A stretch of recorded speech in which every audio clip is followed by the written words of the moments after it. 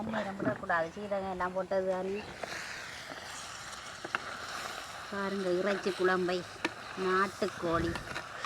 நாட்டுக்கோழி குழம்பை பாருங்கள். உண்மையிலே நாட்டுக்கோழி குழம்பு வச்சா இப்படி வச்சு பாருங்கள். அதாவது இதில் வந்து சோஸ் ஒன்றுமே போடுறதில்ல. இப்போ நம்ம சோஸ் எல்லாம் போட்டு தான் வைக்கணும்னு நினைக்குவோன்னா சோஸ் ஒன்றும் இல்லை, தக்காளி சோஸ் எதுவுமே சேர்க்குறதில்ல. நம்ம வந்து இயற்கையாக வைக்கிற மசாலா தான். கொஞ்சம் பாரு தம்பி, தாங்க கொஞ்சம் உப்பு புளி எல்லாம் சரியா இருக்காண்டு பார்த்து சொல்லுங்க.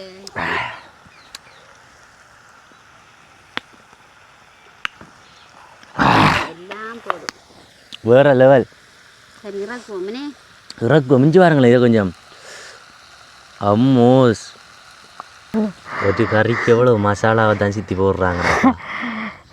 சரி எத்தனை எண்ணி பாவம். வெந்தயம் அதுக்குள்ளேயே மூண்டு 4, இந்த ரம்பையோட 4, கொச்சிக்காயோட 5, வெங்காயத்தோட 6, அடுத்ததாக வந்து இது என்ன வெள்ளை பூண்டோட 7, தக்காளி பழத்தோட 8, அடுத்ததாக மிளகுத்தூளோட 9.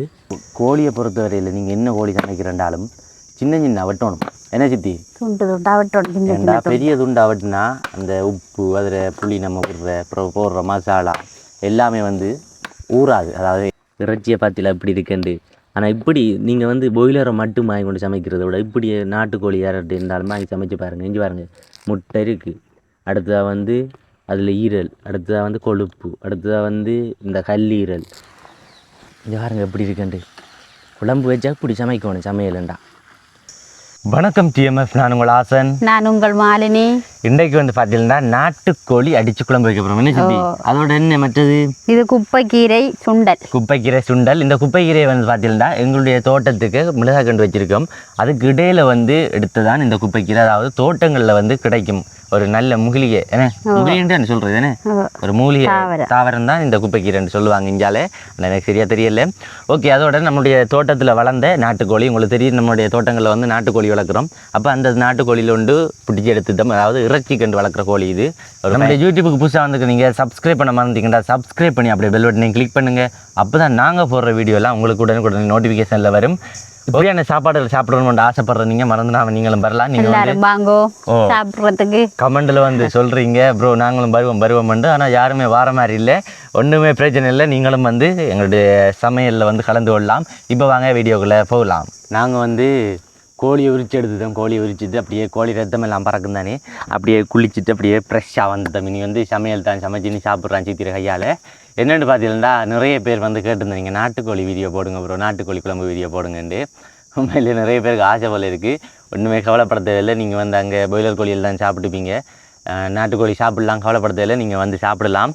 இப்போ நாங்கள் ஏன் இந்த போட்டுக்கோழி உரிச்சோம்டா என்ன காரணம்னு பார்த்தீங்கன்னா, அது முட்டை விட்டு அதுக்கு பிறகு அப்படியே அந்த காலை முடிஞ்சது. அதுக்கு பிறகு கொழுப்பு என்ற ஒன்று வச்சுட்டு அதை சுற்றி பார்த்தீங்களா தெரியும். இது ஃபுல்லாக வந்து கொழுப்பு. நான் காட்டுறேன் பாருங்கள். அப்போ இங்கே பாருங்கள், அப்படியே காட்டுறேன். என்னென்னு பார்த்தீங்களா, இங்கே பாருங்கள். ஓ நாட்டுக்கோழி பார்த்தீங்களா, நல்ல சிவப்பாக இருக்குது. இந்தியாவில் பாருங்கள், இந்த இருக்குது. நான் சொன்னேன் கொழுப்பு வச்சு தண்டிஞ்சு பாருங்கள். ஒரு கோழிக்கு இவ்வளவு கொழுப்பு இருந்துச்சுண்டா அப்புறம் என்ன செய்யும்? இன்னும் இருக்குது. இந்த பாருங்கள், இந்த கழுத்தில் இருந்து ஃபுல்லாக கொழுப்பு. அதனால தான் ஆள் முட்டை ஏறுறதில்லை. இப்போ ஒன்று முட்டையை ஒன்று முறுறதில்லை, சாப்பிட்றது இருக்கிறான். அப்போ ஒரு நாள் நோட் பண்ணி வந்துட்டு ஆளை வந்து போட்டாச்சு. இங்கே பாருங்கள், முட்டையை உள்ளே இருக்குது மஞ்சளாக.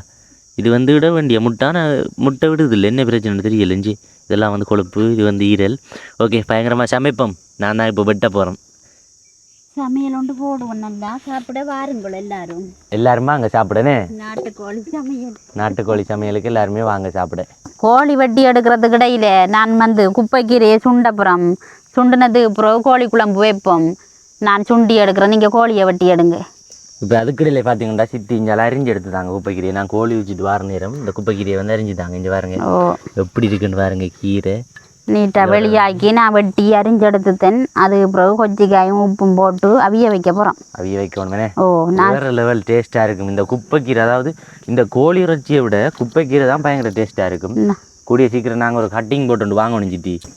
ஆளை வந்து இப்படி, அதாவது கோழியை பொறுத்தவரையில் நீங்கள் என்ன கோழி சமைக்கிறண்டாலும் சின்ன வெட்டணும். என்ன சித்தி? துண்டா வெட்டணும். பெரிய துண்டா வெட்டினா அந்த உப்பு, அதில் புளி நம்ம போடுற மசாலா எல்லாமே வந்து ஊறாது. அதாவது எனக்கு தெரியாது, நம்மளோட சித்தி சொல்லி தந்தது. இப்படி சின்ன துண்டா வெட்டினோம்டா எல்லாம் வந்து ஊறி பிடிக்கும். அப்படியே நல்லா ஒரு பயங்கர டேஸ்ட்டாக இருக்கும். அதாவது பாய்லர் கோழி நீங்கள் சமைக்கக்குள்ளேயும் பெரிய துண்டா சமைக்கிறதையும் சின்ன துண்டா சமைக்கிறதையும் பாருங்கள் எது டிஃப்ரெண்ட் எது டேஸ்ட்டுன்றது வந்து பாருங்கள் மாதிரி ஒரு பயங்கர டேஸ்ட்டை வந்து கொடுக்கும். பாய்லர் கோழி சின்ன சின்ன துண்டா வெட்டி சமைச்சா நாட்டுக்கோழி இறைச்சி மாதிரி இருக்கும். நாட்டுக்கோழி இறைச்சிட்ட டேஸ்ட் வரும் மெனச்சிட்டி கொஞ்சம் பொரிச்சு எடுத்துலண்டா சரி. இந்த பறக்குதப்பா இல்லைன்னா அதான் வெட்டி போட்டு குளிக்க சொன்னேன். நான் என்ன செய்கிறேன் பார்த்தேன் குளிச்சுட்டு வந்து அவர் ஃப்ரெஷ்ஷாக இருக்கும். அதுக்கு பிறகு சாப்பிட்றானேன்னு என்னோட தூக்கி பெட்ரு வேலையை தந்துட்டீங்களே. சரி, அங்கால கோழி வெட்டப்படுது, இங்கால சுண்டலுக்குரிய ஏற்பாடு நான் செய்கிறேன். தேங்காய் திருவி எடுத்துருக்குறேன், வெங்காயம் வெட்டி எடுத்துருக்குறேன்.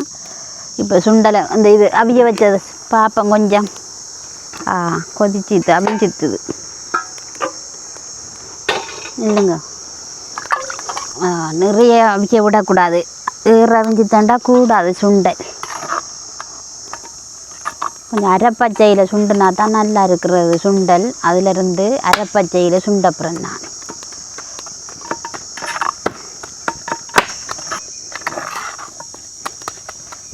ஒடியான வாசம் அடிக்க சித்தி. இப்போ பச்சை தெரியுதல்ல, அப்படியான பருவத்தில் அதை சுண்டி எடுக்கணும்.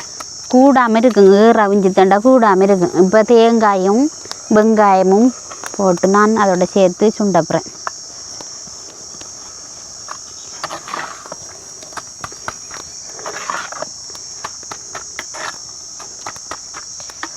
சரி வாங்க தம்பி, கண்ணீரம் தானே நான் இப்போ சுண்டுனது கொஞ்சம் பார்த்துட்டு இறக்குவோம். கூட அவிய விடக்கூடாது. தண்ணி வற்றிட்டு தண்ணி வற்ற மட்டும்தான் கொஞ்சம் விட்டேன் நான் அவியட்டு. சரி பாருங்க எப்படி இருக்குண்டு சுண்டல்.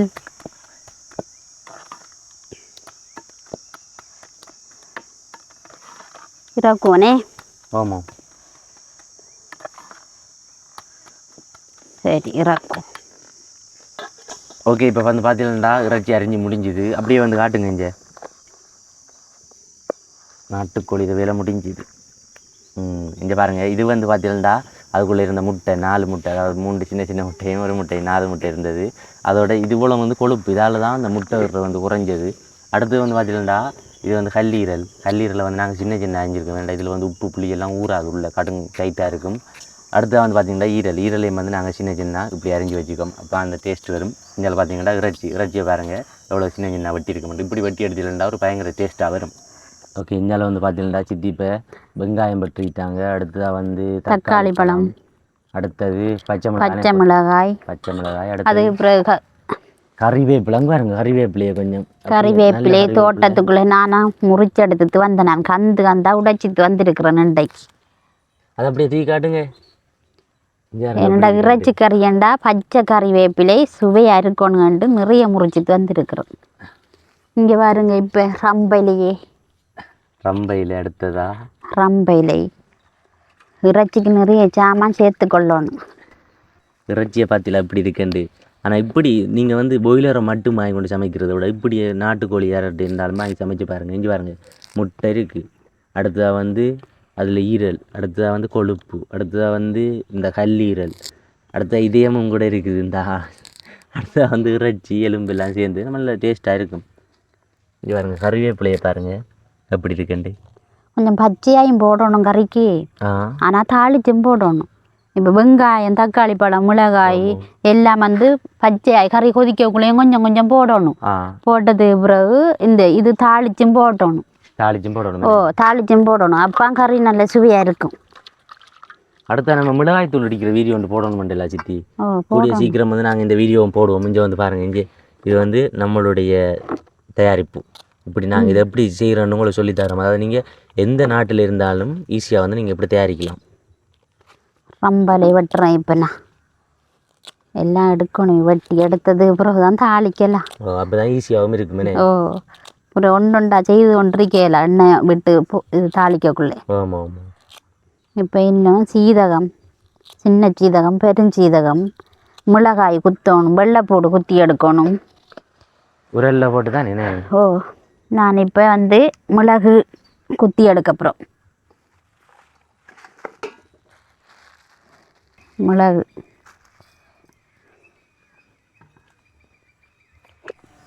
இப்போ வந்து பார்த்தீங்கன்னா மிளகு இடிக்க சித்தி. மிளகு சரி இது வெந்தயமா? ஓ அது நிறைய தேவையில்லைண்ணே. ஓ நிறைய இது போடக்கூடாது. அப்புறம் மணக்குமண்ணே. ஓ வெந்தயம் கொஞ்சம் அடுத்து போடுவோம். சரி சரி. உப்பு புளியெல்லாம் நல்லா போட்டால் தான் சுள்ளெண்ணெய் இறைச்சி கறி மாதிரி இருக்கும், இல்லாட்டா உருளைக்கிழங்கு குழம்பு மாதிரி இருக்கும். ஒரு கறிக்கு எவ்வளோ மசாலாவை தான் சித்தி போடுறாங்க. சரி எத்தனை எண்ணி பாவம். வெந்தயம் அதுக்குள்ளேயே மூண்டு 4, இந்த ரம்பையோட 4, கொச்சிக்காயோட 5, வெங்காயத்தோட 6, அடுத்ததாக வந்து இது என்ன வெள்ளை பூண்டோட 7, தக்காளி பழத்தோட 8, அடுத்தா மிளகுத்தூளோட 9 தானா 3 9 10 மசாலா போடுறாங்க.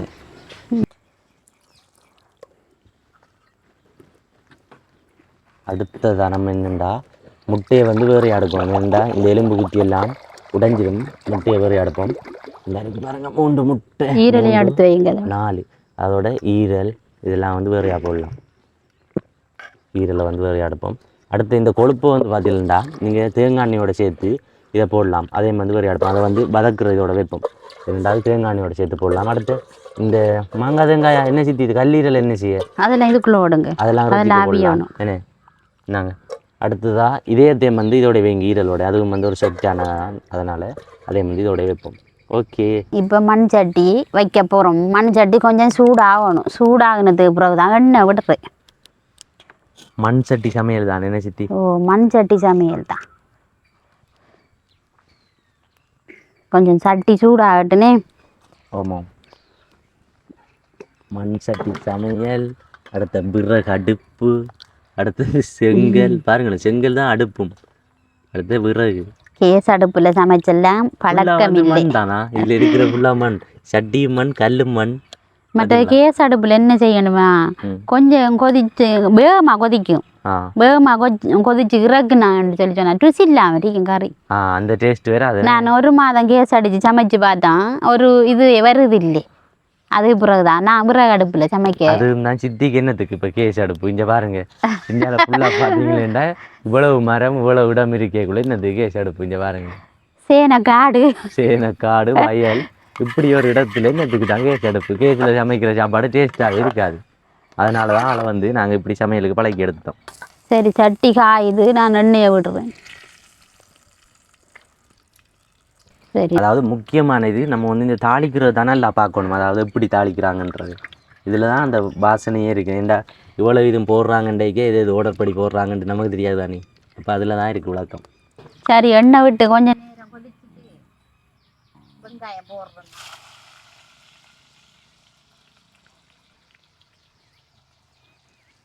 வெங்காயத்தை போட்டுட்டேன். இங்கே பாருங்க எப்படி பொரியுதுண்டு வெங்காயம்.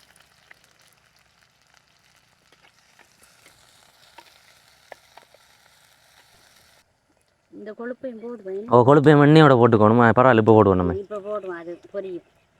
பொரியும் அதுதானே உரி அப்படி ஒரு பொரியல் மாதிரி வரும். அதுவும் எண்ணெயை விடும். அதுவும் நமக்கு தேவையான எண்ணெயை விடும். இப்போ நான் தக்காளி பழம் போடுவேனே. அடுத்ததாக வந்து தக்காளி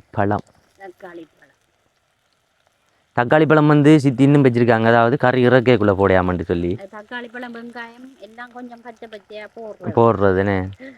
அடுத்ததா வதக்கியா கொஞ்சம் வதங்கணும். இந்த அவப்பை பிடிக்கிறதுலேயே ஒரு கலை வேணுமென்னு நினைக்கும் போல இருக்கு. சரி வெள்ளைப்பூடு. ஓகே வா வெள்ளைப்பூடும் வெங்காயமும் சேர்ந்த உடனே வருதே ஒரு வாசம். இன்னும் இருக்குது. அதாவது அந்த சீரகம் என்ற ஒன்று போடுவாங்க கடைசியில் பாருங்களேன். வா இஞ்சி காட்டுங்க ரம்பையிலேயே.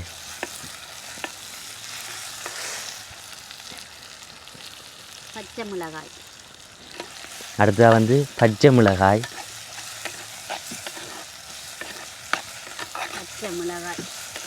வா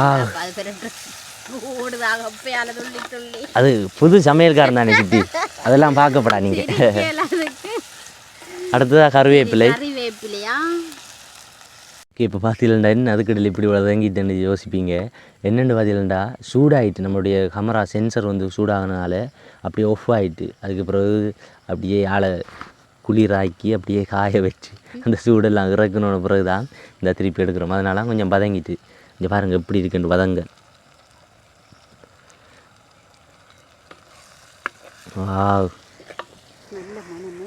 கமகமண்டு வாசம் அடிக்குது. அதாவது எல்லாம் சேர்ந்து ஒன்று எப்படி வாசம் அடிக்கும் தெரியுமா?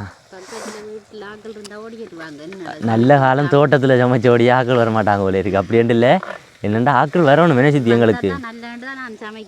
ஏண்டா நிறைய பேர் வந்து சாப்பிடணும், சாப்பிட்டு பார்த்து எப்படி இருக்குன்ட்டு சொல்லணும். அதான் எங்களுக்கு வேணும் சித்தி. எங்கே சித்தி ஆக்கள் வேணுமே, வெறும் பயல் இருக்குது, தள்ளி தள்ளி நிற்கிறாங்க, பயலை போடுவாங்க. அப்படியான ஆக்கள் நிற்பாங்க ஒரு சிலர். இங்கே பாருங்க எப்படி இருக்குண்டு. அம்மோஸ் என்ன வடிவாக இருக்குது பார்க்க. நல்ல வாசம். இப்போ எனக்கு சாப்பிடணும் போல இருக்கு. ஆனால் இறைச்சி தான் இன்னும் சமைக்கல. அப்படியே இருக்குது பாருங்க, சிவப்பு அப்படியே இருக்குது இறைச்சி சட்டி. இது சமைச்சிருந்தாங்கன்னா நானே சாப்பிட்ருப்பேன். சீரகம், வெந்தயம், சின்ன சீரகம் மூண்டையும் போடுறேன். ஏன் சித்தி இதை கடைசியில் போடுறேன்? அது வந்து கசக்கு. கடுமையாக பொரிஞ்சிருமேனே, அதனால் அப்புறம் கருகின மாதிரி இருக்குமேனே, அதனால தான். இந்த மசாலாவை பாருங்களேன், இவ்வளோ வந்தது மசாலா, இறைச்சிக்கு ஏற்ற மசாலா. ஆனால் உப்பெல்லாம் போடுறதுக்கு அப்புறம் தான். நம்ம சும்மாவே உப்பையும் இறைச்சியும் போட்டு சமைச்சு எடுத்தாலே ஒரு பயங்கர டேஸ்ட்டாக இருக்கும் அந்த இறைச்சி. இவ்வளவு மசாலா போட்டு சமைக்கிறோம்னா இவ்வளோ டேஸ்ட்டாக இருக்குமெண்டு பாருங்களேன். அடுத்ததாக வந்து மிளகுத்தூள், அதாவது நல்லா இடித்த மிளகுத்தூள் உரலில் போட்டு இப்படி பவுடர் மாதிரி போடணும். அப்போ தான் அந்த டேஸ்ட்டுன்றது வரும், நம்மளோட மிளகுட டேஸ்ட். மிளகையும் போடுறேன்டா சொல்லிக்கொள்கிறோம், அந்த குளிர்மைக்கு அந்த குளிர்மைன்னு சொல்லுவாங்க. அடுத்தது வந்து வயிற்றுக்குள்ளே அந்த வருத்தம் இருக்காது, அதனால் மிளகு போடுறேன். நல்லா வதங்கிட்டது வந்து பாருங்க. இந்த பாருங்க, இப்போ கடைசியாக வந்து இப்படி வதங்கினோன்னு இறக்கணுமெண்டா. சரி, இனி வந்து இறக்க போகிறோம் என்ன சித்தி? வா, நல்ல வாசமாக இருக்குது. இறைச்சி வேறையாக வச்சுட்டு தான் உப்பு இறைச்சி எல்லாம் போட்டு அவிய போட அப்புறம் அவிஞ்சதுக்கு அப்புறம் தான் மிளகாத்தூள் போடுறேன்.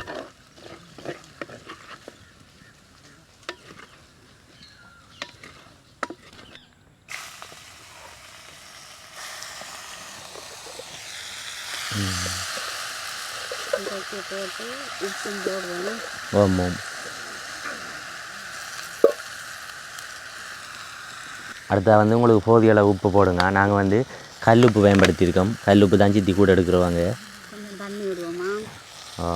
நிறைய விட வேணாம், இறைச்சிக்கு தண்ணி இருக்குமேனே சித்தி? தண்ணி விடுங்க. அது தண்ணி விடுமேனே, அப்போ போதிய அளவு கொஞ்சம் தண்ணி விட்டோம்டா. சரி, உப்பு இறைச்சியோட நல்லா சேர்ந்து பிடிக்கிறது. ஆமாம்.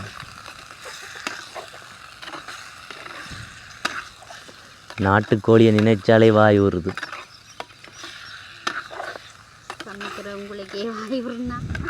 சமைக்கிற ஆக்கள் வந்து சாப்பாடு விரும்ப மாட்டாங்க என்ன சித்தி? இப்போ சித்தி எல்லாம் வந்து பார்த்தீங்கன்னா சாப்பாடை வந்து விரும்ப மாட்டாங்க. சித்தி பின்னால் நம்மளுடைய சூரன் வந்திருக்கு, நாய்க்குட்டி, திருத்தி விடுங்க.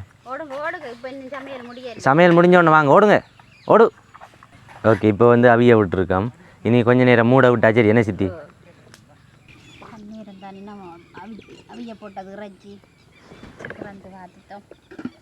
காட்டுங்க பார்ப்போம். வா, முட்டை தான் தெரியுதா முன்னுக்கு?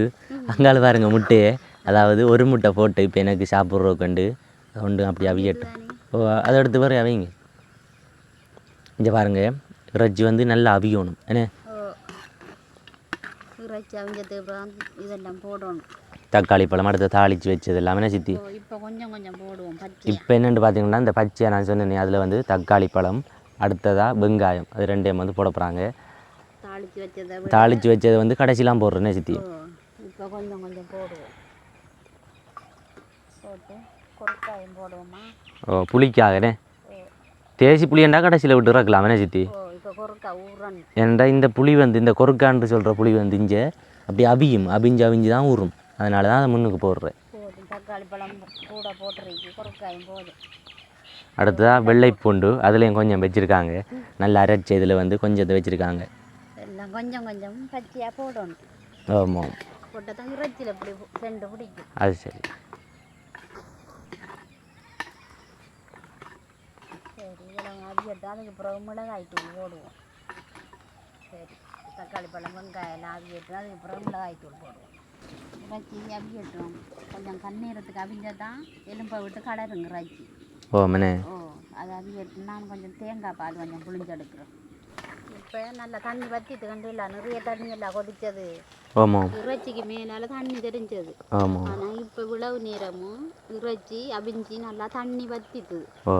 இப்போ அதுக்கு பிறகு நான் மிளகாய் தூள் போடப்போம். அதுக்கு பிறகு வந்து மிளகாய்த்தூள், அதாவது நாங்களே வந்து இடித்த மிளகாய்த்தூள். இது இடிக்கிற மாதிரியும் ஒரு வீடியோ ஒன்று நாங்கள் போடுறோம். எப்படி இடிக்கிற, என்னென்ன தேவை அப்படின்றத நாங்கள் ஒரு வீடியோ ஒன்று போடுவோமா? மிளகாய்த்தூள் வந்து கொஞ்சம் கூட போடணும். இறைச்சி மிளகாய்த்தூளும் போட்டிருக்கோம், மிளகுத்தூளும் போட்டிருக்கோம், பச்சை மிளகாய் கொஞ்சம் போட்டிருக்கோம். ஆனால் 3 கரண்டி போடுவோமே. ஆமாம், 3 கரண்டி போதும். என்ன சித்தி? மீனுக்கு 2 கரண்டி, மரக்கறிக்கு 1.5 கரண்டி போடுறேன்னா இறைச்சி கொஞ்சம் 3 கரண்டி போட்டுருக்கோம். சரி, இப்போ வந்து இந்த மிளகாய்த்தூள் மணக்காமலுக்கு இந்த கொதி தண்ணியிலே பிரட்டி நல்லா விடுவோம். அதுக்கு பிறகு தான் தேங்காய் பால் விடணும். அப்படியே. இறைச்சியில் தூள் பிரண்டு பிடிக்கணும். இப்படி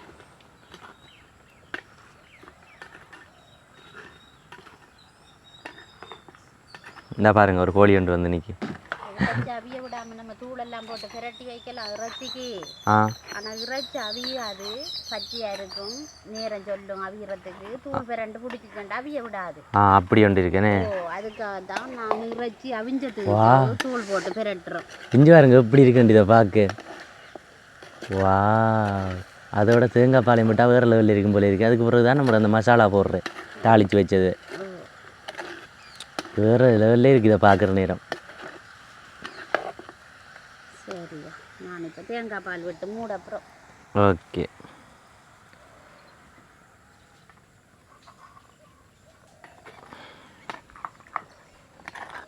இங்கே பாருங்கள், இதுக்கு அப்புறம் மூடி விட்டா சரி. என்ன சித்தி?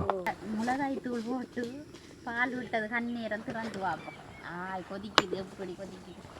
தண்ணி வற்றி வந்து வண்டியில இங்கே பாருங்க எப்படி கொதிக்குதுண்டு தண்ணி. நான் இறைச்சிக்கு மேலால் காட்டுனேன். இப்போ வத்திது நல்லா. என்ன சித்தி? இப்போ நல்லா வத்திக்குது. அதாவது சும்மா அவசரத்துக்கு சமைக்கிறதே நோமல் அப்படி தான் சமைப்பாங்க. தூளையும் போட்டு இதையும் போட்டு செய்வாங்க. நம்ம இன்னும் நிறைய வேலையை செஞ்சு சமைப்படுறது, தாளித்து பதைக்கி அதை போட்டு. சரி, இப்போ நான் என்ன செய்ய போகிறேன்டா, தாளித்து வச்சதை போட போகிறேன். ஏனண்டா இதுவும் கொஞ்சம் குழம்பு இறைச்சோட சென்று பிடிச்சா தான் நல்லா. ஆமாம் ஆமாம். இந்த மசாலா நாங்கள் நிறைய பேர் என்ன செய்வாங்கண்டா, சமைச்சு இறைச்சி வச்சு போட்டு கறி அதுக்கு பிறகு தான் தாளிக்கு வச்சது போடுவாங்க. ஆனால் அப்படி போட்டு இறைச்சியோட செண்டு பிடிக்காது. இப்படி கறி அடுப்பில் இருக்கக்குள்ளே போட்டு நீங்கள் கொஞ்சம் கிண்டி போட்டு இறைச்சி வச்சு பாருங்கள், இப்படி எல்லாம் ஊறி பிடிக்குங்கன்ட்டு பாருங்க. அதுக்கு பிறகு சாப்பிட்டு நான் எல்லாம் ஏற்பாடு செஞ்சானே, எல்லா விதத்திலையும் சமைச்சு பார்த்துருக்குறேன் இறைச்சி கறி. ஆனால் இப்படி சமைச்சா மட்டும்தான் நல்ல கறியா அந்த டேஸ்ட். என்ன சித்தி? ஏண்டா சித்தி வந்து பலமே அப்படி தான். என்ன கறியண்டாலும் சரி, ஒரு நாளைக்கு ஒரு விதத்தில் வந்து சமைச்சு பார்ப்பாங்க. என்ன? சரி, இப்போ பாருங்க எப்படி வந்து தண்டு. வா, இப்போ கொஞ்சம் இன்னும் நிறைய தரம் கொதிக்க விடக்கூடாது. ஏன்டா சீதகம் எல்லாம் அவிஞ்சிச்சேண்டா கசக்கும். அதனால ஒரு கொஞ்சம் கொதிக்க இறக்குனா சரி. Okay okay. பச்சை கறிவேப்பிலையும் கொஞ்சம் போடுவோம். தாளிச்சத்தை விட பச்சை கறிவேப்பிலையும் கொஞ்சம் போடுவோம்.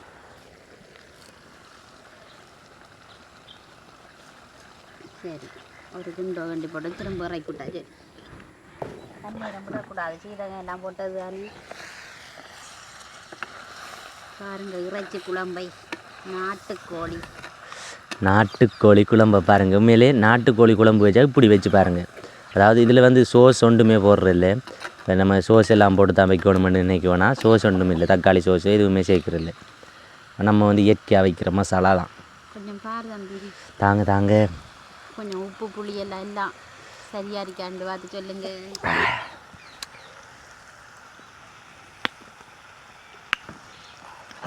எல்லாம் போடும், வேறு லெவல். சரி இறக்குவோம்னே. இறக்குவோம். மிஞ்சி பாருங்களேன் இதை கொஞ்சம். அம்மோஸ் இங்கே பாருங்க எப்படி இருக்குண்டு. குழம்பு வச்சா இப்படி சமைக்கணும் சமையலுண்டா. பயங்கர டேஸ்ட்டாக இருக்கும். இதை பார்த்தாலே உங்களுக்கு தெரியும், நான் சொல்ல தேவையில்லை. இதை பார்த்தாலே தெரியும். நாட்டுறாக்கள்லாம் கூப்பிடுங்க சாப்பிடு. அங்கால பார்த்தீங்கன்னா தோட்ட வேலை நடக்குது. அந்த பாருங்க அந்த நாட்டுறாங்க. அவங்க வந்து நான் சமைச்சு தாரேன்ட்டு தான் இப்போ சொல்லி விட்டுருக்கேன் நாக்களை. அவ்வளோக்கு சித்திர சமையலுக்கு வந்து அடிமை எல்லாருமே, அவ்வளோ டேஸ்ட். ஓகே, இனி சாப்பிடுவோமே. ஓகே டிஎம்எஃப், என்னன்னு பார்த்தீங்கன்னா இப்போ இடையில கதையை காணலன்னு பார்ப்பீங்க. என்ன உலகமெண்டா, அதாவது நாங்கள் வந்து மைக் சார்ஜ் போட்டு அது என்ன நடந்ததுன்னு தெரியல, சார்ஜ் ஏறல போல இருக்குது, அப்படியே இருந்திருக்கு சும்மா. ஒருவேளை சுவிட்ச் போட மறந்துட்டோமோ தெரியல, அதனால் சார்ஜ் இல்லாமல் போயிட்டு மைக், அதனால் இவ்வளோ கதையுமே வந்து வரல. என்ன சொன்னேன்டா, அந்த கறியை பற்றி தான். அதாவது நல்ல டேஸ்ட்டாக இருந்தது, பயங்கர டேஸ்ட்டாக சமைச்சிருந்தாங்க சித்தி. உண்மையிலே நீங்கள் சமைக்கிற நீங்கள் இப்படி சமைச்சு பாருங்கள். அதாவது பொடியனோட இல்லை ஃப்ரெண்ட்ஸாக எல்லாம் வெளியில் போய் சமைப்பீங்க, அப்படி சமைக்கிற நீங்கள் இப்படி சமைச்சு பாருங்கள். உண்மையிலே ஒரு பயங்கர டேஸ்ட்டாக இருக்கும் இப்படி சமைக்கிறது. ஓகே டிஎம்எஃப், இந்த வீடியோ பிடிச்சிருந்துச்சின்னா உங்களோட நண்பர்களுக்கும் ஷேர் பண்ணி விடுங்க. ஓகே, அடுத்த வீடியோவில் சந்திக்கலாம். பாய் பாய்.